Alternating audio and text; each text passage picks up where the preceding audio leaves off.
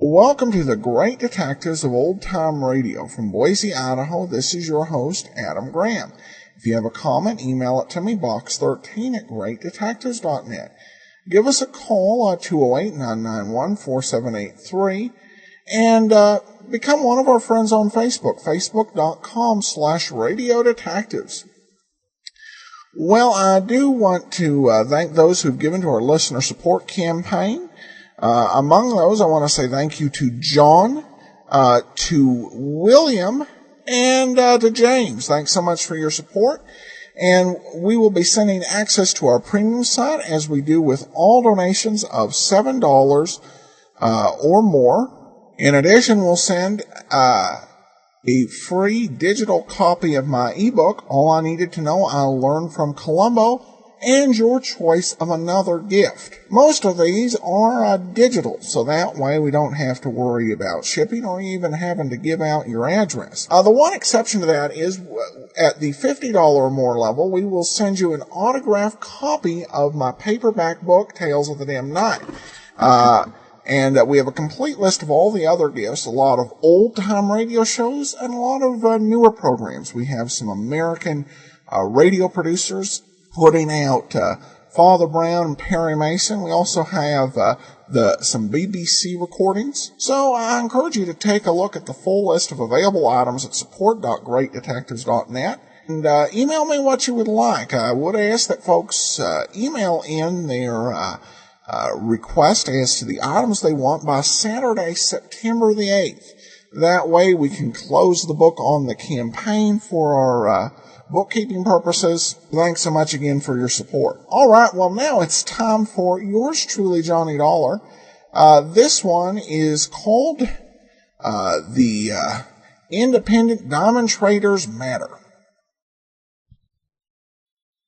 Wrigley's Spearmint Chewing Gum, the refreshing, delicious treat that gives you chewing enjoyment, presents for your listening enjoyment John Lund as Johnny Dollar. Gary Carlson, Dollar. Oh, hello, Mr. Carlson. What can I do for you? If you're free, take an assignment. Oh, I'm free. Atlas Indemnity insures most of the independent diamond traders. You know, they're the little fellows who buy and sell on the sidewalks along New York's Diamond Row. Well, in the past 6 months, nearly 2/3 of them have canceled their insurance. Somebody offering a less expensive policy? No, they're suddenly going broke. Some of them after 20 and 30 years of trading. And I'm to find out why? Exactly. For a starter, you might see E.G. Moss. He's president of the Independent Diamond Traders Association. I'll get right on it, Mr. Carlson.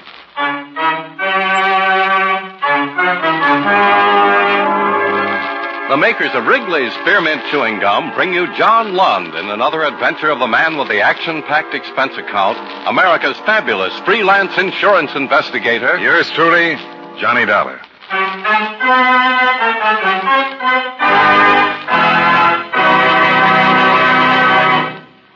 Friends, the makers of Wrigley's Spearmint Gum present these weekly adventures of Johnny Dollar because they know that millions of you enjoy Johnny Dollar. That's true of Wrigley's Spearmint Chewing Gum, too. It's enjoyed by millions, day in and day out.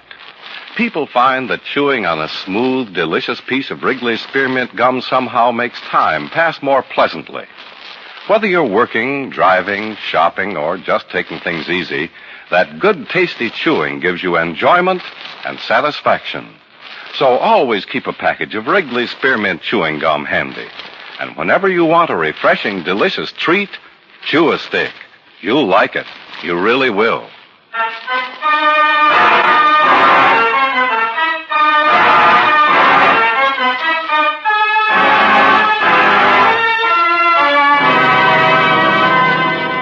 Expense account submitted by Special Investigator Johnny Dollar to Home Office, Atlas Indemnity Company, Hartford, Connecticut. The following is an accounting of expenditures during my investigation of the independent diamond traders matter. Expense account item 1, $21.30, train fare and incidentals between Hartford and New York City. At Grand Central, I phoned the Independent Diamond Traders Association and was told by the secretary that E.G. Moss could see me in half an hour. Outside, the city was being powdered clean and white by a late afternoon snowfall, so I indulged in the luxury of a stroll to the association's 47th Street headquarters.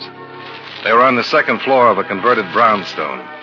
I was a few minutes early when I entered the dingy, deserted reception room.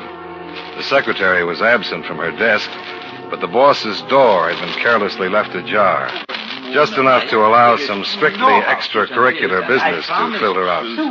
Susan, I'm sick to death of the name. She runs your life, Edgar, like she runs this office. But, dearest... Why the traders ever elected you their president, I can't imagine. A man who can't even protect his own interests against the selfish snip of a stepdaughter. That is enough, Mona.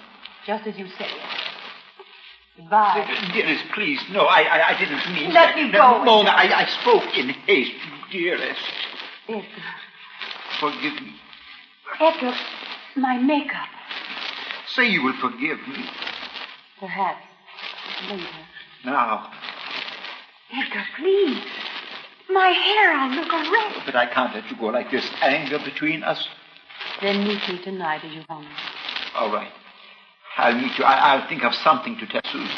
I'm sure you will.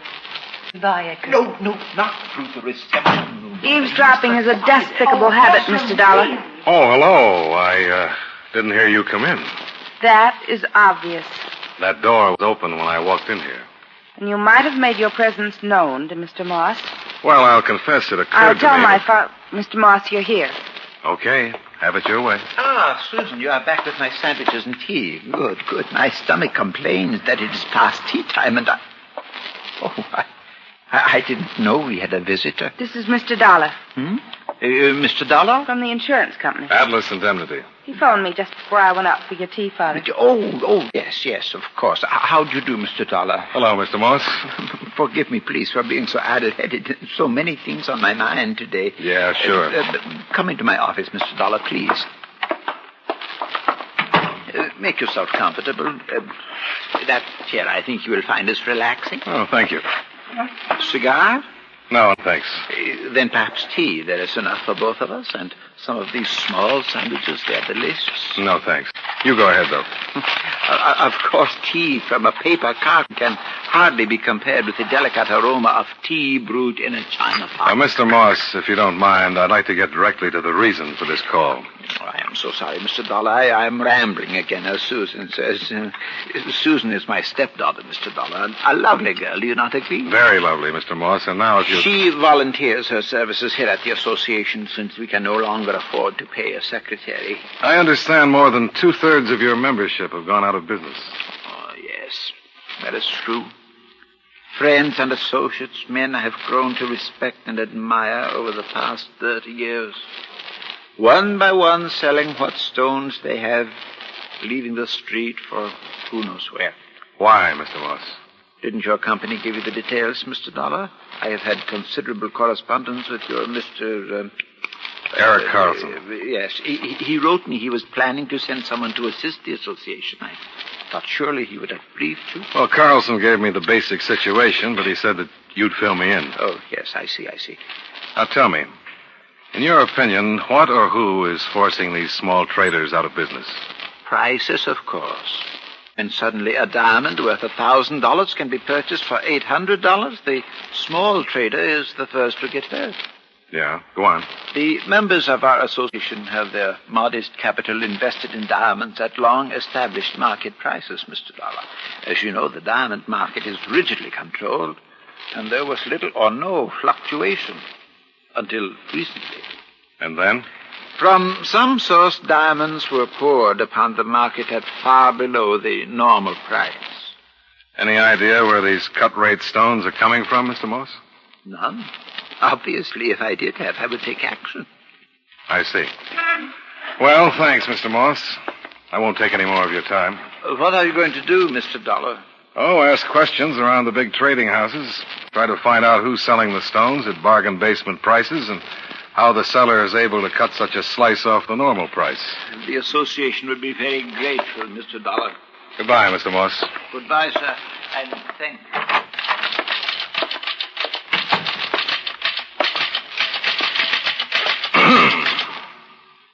Yes?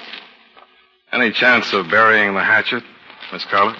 You seem to be very anxious to save face, Mr. Dollar. Look, I said I was sorry. I was listening and you caught me cold. But considering the dialogue that was coming out of your father's office, wouldn't you have listened? Well, I suppose Daddy is a little silly over that woman. And maybe I did leave his door ajar. I accept your apology. Hey, I didn't apologize. I said maybe I left his door ajar. Now who's trying to save face? I didn't apologize. Shall we call it a draw? You're very persuasive, Mr. Dollar. Goodbye, Susan.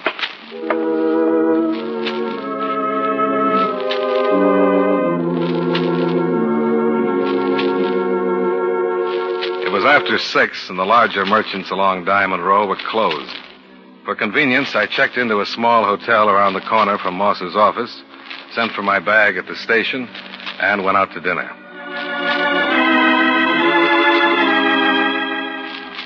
Expense account item 2, $3.05. Note, I don't want this to set a precedent in low dinner tabs. I just wasn't hungry. Well, the charm of the first snowfall had now palled on me, so I bought some papers and returned to the hotel. Oh, yes, sir? 318, please. 380. Oh, Mr. Dollar. Oh, forgive me. I didn't recognize That's all right. you. You've only seen me once before. Oh, yes, of course, but that certainly is no excuse. It just seems that lately I... Oh, my. There I go again. There's a package for you. A package? Yes, I have it here. No, that's not it. Now, let me see. Oh, yes. Now, here it is. There you are, sir. Oh, thank you. Were you on duty when this was delivered? Mr. Dollar, with the exception of Wednesdays, I am on duty every day, from 8 in the morning until noon, and from 4 until midnight. And since this is Tuesday, obviously... How about this package? Who delivered it? Well, I'm sorry, Mr. Dollar, but I just can't... Oh, my. I just can't help it. Well, as a matter of fact, I must have dozed off. I found it on the desk about 10 minutes ago. I see. May I have my key, please? 318.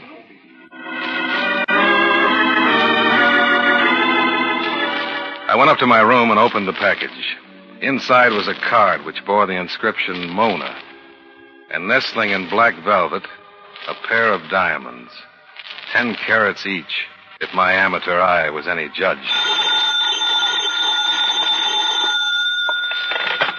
Johnny Dollar. This is Mona, Mr. Dollar. Mona? Well, I don't quite know what to say. You received the package, I gather. Yeah, I received it. Interested in the contents? Oh, tremendously. I thought you would be, considering your business with Edgar Moss this afternoon. How do you know about that? I'll explain when I see you.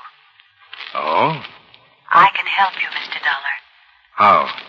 I happen to know who's flooding the market with cut-rate diamonds. Who? Suppose you meet me tonight at 8 at the Surf and Sand Club. Tell you then. Hello? Hello? Mona?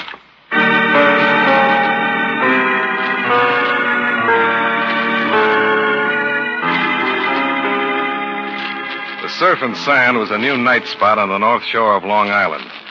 I ran up expense account item 3, $6.50, including tip, to square things with a taximeter that had all the symptoms of a doped racehorse. The interior of the club was sleek and candlelit, with aquariums of tropical fish wherever you looked and very few customers to admire them. I decided to wait for my date at the bar. Good evening, sir. What's your pleasure? A lady named Mona, bartender. You know her? I know several Monas, sir. Well, lucky you. Your Mona blonde, brunette, or so-so? I couldn't say. Huh? Blind date? Mm-hmm. And she has a voice that's more than just a voice. What lady named Mona hasn't? A very astute observation. Now, maybe you'd construct me a nice bourbon and... Hey, Suddenly the horizon brightens. You mean that redhead standing in the foyer? Very decorative. No hobby for a man with a weak constitution. You know her? Oh, she comes in now and then. Seems to be looking for someone. You know who? I imagine you. What? Her name's Mona. Oh, why didn't you say so sooner?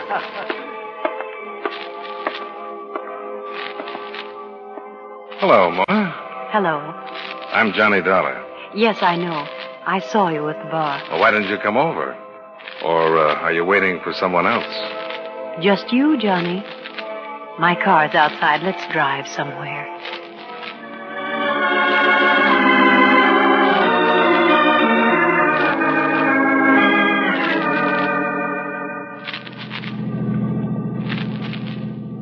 Well, this is my first ride in the Mercedes.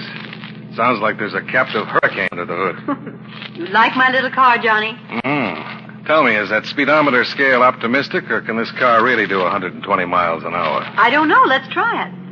Oh, hey, never mind. I was only curious. Well, I'm curious too, Johnny. Have you lost your mind? Slow down. Why? The highway's deserted. I like to drive fast. Mona. Oh, Johnny. Why did you switch off the ignition? Are you afraid? You bet I'm afraid.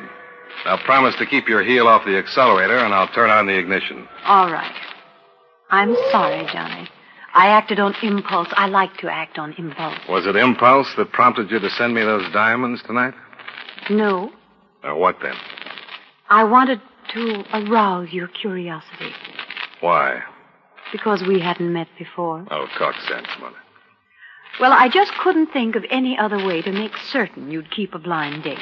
And you just happen to have a pair of 10-carat diamonds with RSVP carved on them. I can afford it. Well, a quick look at this car and that sable you're wearing, I'm inclined to believe you can. I like expensive things. Let's talk about cut-rate diamonds. You said on the phone you could help me. You know who's selling them? I do. But Captain LeDrew will tell you. Captain LeDrew? That's where I'm taking you now, to meet him. Why didn't he come to the club with you? He didn't care to take the risk. The risk? Captain LeDrew is wanted by the police.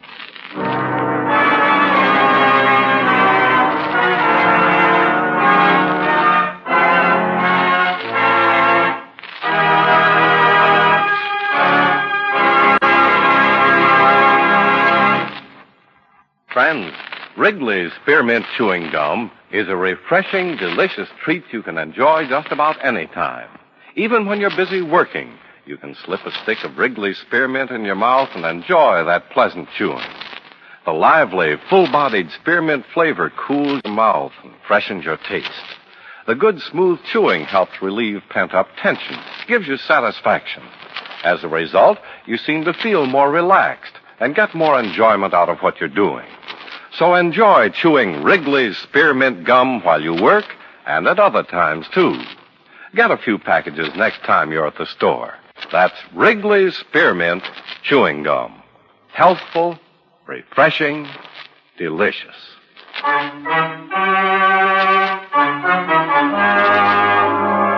Now, with our star, John Lund, we bring you the second act of Yours Truly, Johnny Dollar.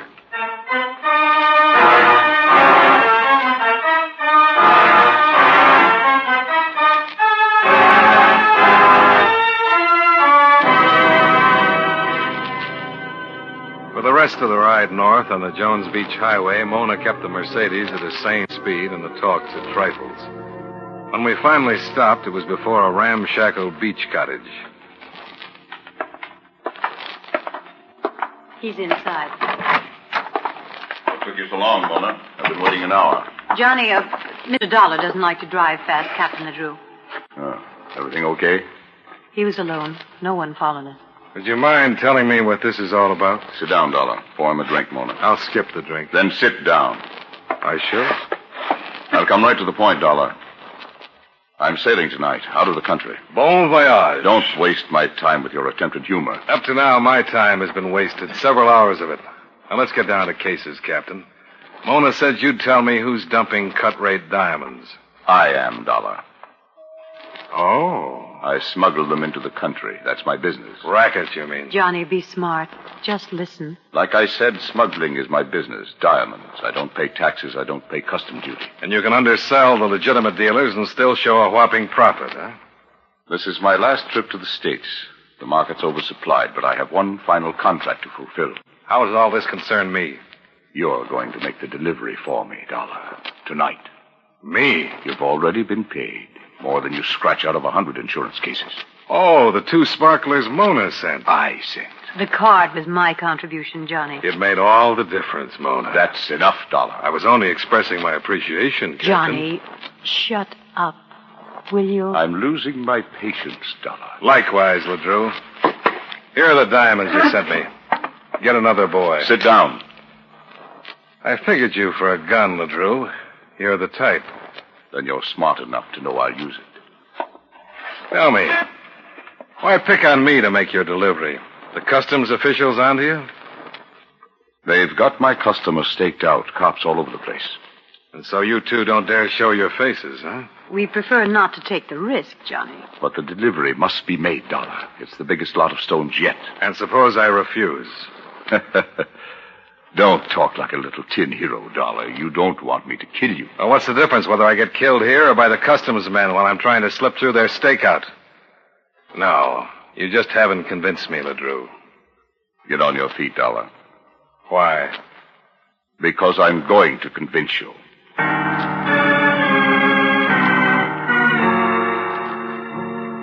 As I got to my feet, I expected LeDrew to start convincing me with the butt of his revolver. But I guessed wrong. He motioned me out the back way and onto a small boat dock. Mona followed. At the end of the dock was a low-slung cabin cruiser. We went below and into a plush carved mahogany lounge. Very fancy, Captain. Takes me where I want to go. Bought it from an oil man. He was tired of it. Sit down. Thank you. Mona, bring him in. All right, darling. You can come out now. Moss. Mr. Dollar.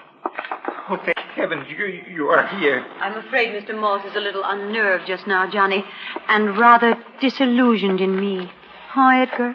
Mr. Dollar, for heaven's sake, help me. Do whatever they ask. I think he'll help you, Mr. Moss. What do you say now, Dollar? Suppose I still say no. Johnny, you don't want to have Mr. Moss's death on your conscience, do you?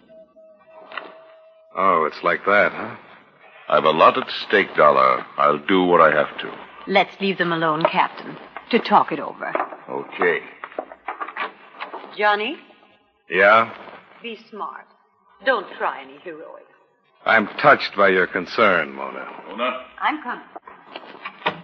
All right, Moss, let's have it. How did you ever get into the jam? Mona. She led me on. I was foolish enough to believe that she... Oh, never mind. I can guess the rest. Mr. Dollar, you have got to do what they ask. You can't let them kill me. You can't. Get hold of yourself, Moss. But you must do what they say. They mean to kill me if you refuse, and you too. They will kill you too. Take it easy.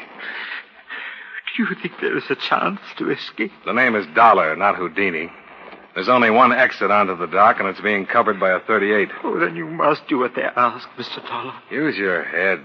There's not a chance in a million I can get past those customs men. Yes, there is. They have a plan. What? I heard them talking about how you could make the delivery. Yeah, how? Everything settled, Dollar? No, nothing's settled. Do you think I'd go for a deal like that? You came here tonight, didn't you? Yeah, I suppose my sanity can be questioned on that score. Don't rub it in, Captain. Johnny was curious. Well, who wouldn't be?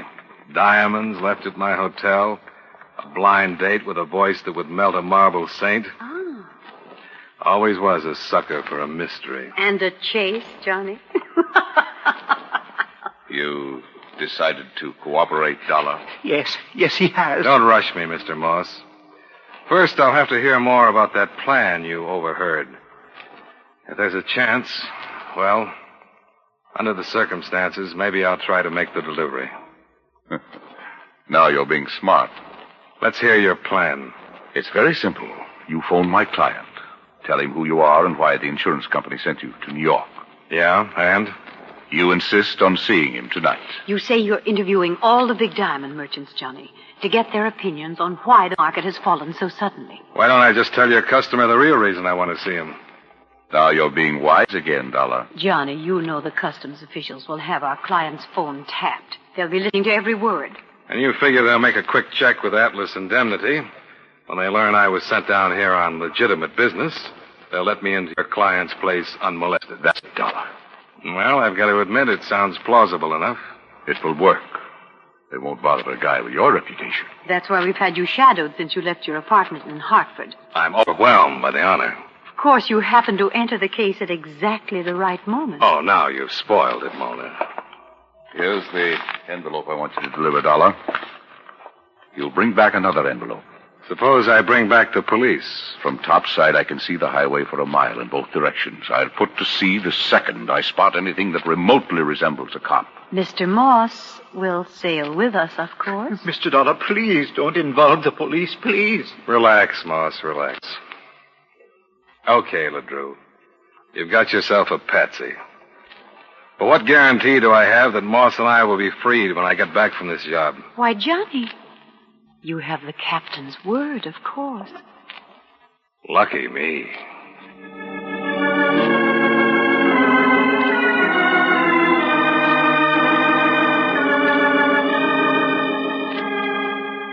Mona drove me to the nearest gas station where I phoned LeDrew's client. The voice on the other end of the wire was irritated and uncooperative, but I insisted and finally got an okay for a personal interview. Next, I phoned for a cab, and 20 minutes later was dropped at the gate of a swank Plandome estate. I paid off the cabbie, expense account item 4, $3.50, and went inside. No one stopped me, and I made the delivery without a hitch. LeDrew's client gave me the money, and I ran up expense account item 5, $3.80, cab fare back to the beach cottage. On the dock, I found that LeDrew was indeed prepared to put to sea at the slightest sign of a double cross. The cruiser was straining on a short bow line, pulled away from the pier by the tide, the engines throbbing. That's far enough, Dollar. Freeze. Hey, take that light out of my eyes. Keep the flashlight in his face, Mona. You're covered, Dollar. Keep your hands in sight. I didn't bring a gun, if that's what you're looking for. Smart of you. Where's the money? Under a dozen yards of adhesive. I'm papered with it from my waist to my neck. What's the idea? Your client felt there was still danger of my being stopped and searched. All right, get aboard. I'd rather be unwrapped in the cottage. Get aboard. Easy on the spine with a gun, will you? Move.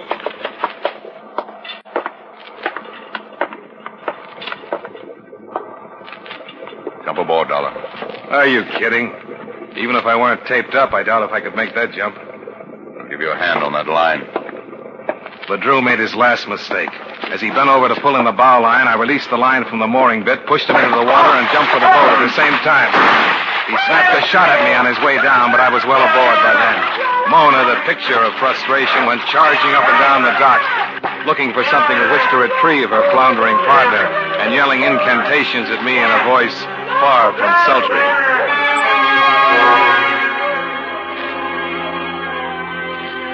I went into the wheelhouse, set the wheel to drip for what I judged to be the center of the bay, and was turning for the door when... Relax, Mr. Dollar. Moss. Don't move or I'll shoot. What is this? A surprise twist, I think it is called. You see, LeDrew, Mona, and I are associates. And I'm a prize sap. Oh, don't be too hard on yourself, Mr. Dollar. I thought I was very convincing as the deceived suitor, the frightened hostage. You fooled me, Moss. The deception was necessary to enlist your cooperation. We knew you could never be hired to make that delivery, Mr. Dollar, your professional ethics being what they are. So you staged that little lover spat I overheard in your office this afternoon, huh? Mona thought it would quicken your interest, make my supposed betrayal more plausible. What about your stepdaughter? She mixed up in this business, too? Susan knows nothing about any of this. Keep away, Dollar. You better make the first shot count, Moss.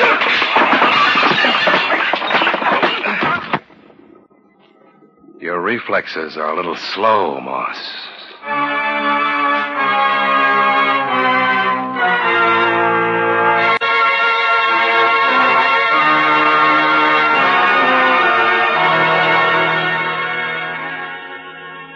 used the ship's radio telephone to contact the police. In that Mercedes, Mona and LeDrew weren't hard to find. The rest you've already read in the papers, Mr. Carlson.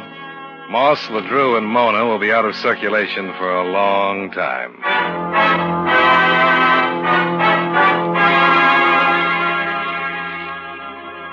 Expense account item 6, $26.05. Train fare and incidentals back to Hartford.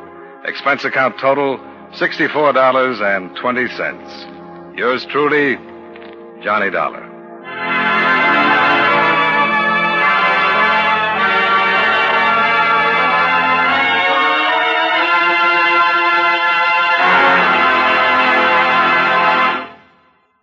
Remember, friends, Wrigley's Spearmint Chewing Gum is a refreshing, delicious treat you can enjoy just about any time.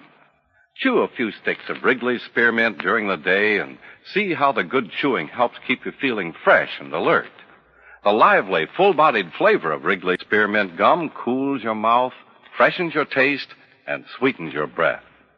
The chewing itself gives you a nice little boost, helps you keep going at your best. Millions of people get real chewing enjoyment out of Wrigley's Spearmint Gum every day. And we know that you'll enjoy it, too. Get a few packages and always keep some handy. That's Wrigley's Spearmint Chewing Gum. Healthful, refreshing, delicious.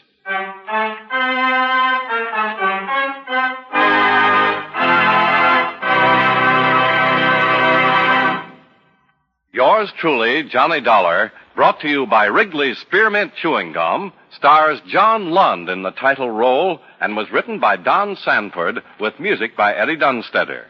Featured in tonight's cast were Howard McNear, Parley Bear, Jeanette Nolan, Virginia Gregg, Dick Ryan, and John McIntyre. Yours truly, Johnny Dollar, is produced and directed by Jaime Del Valle.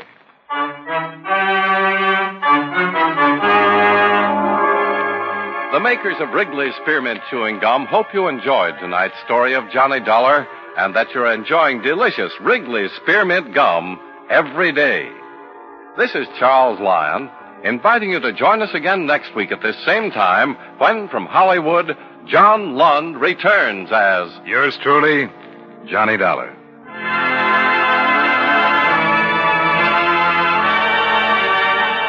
This is the CBS Radio Network.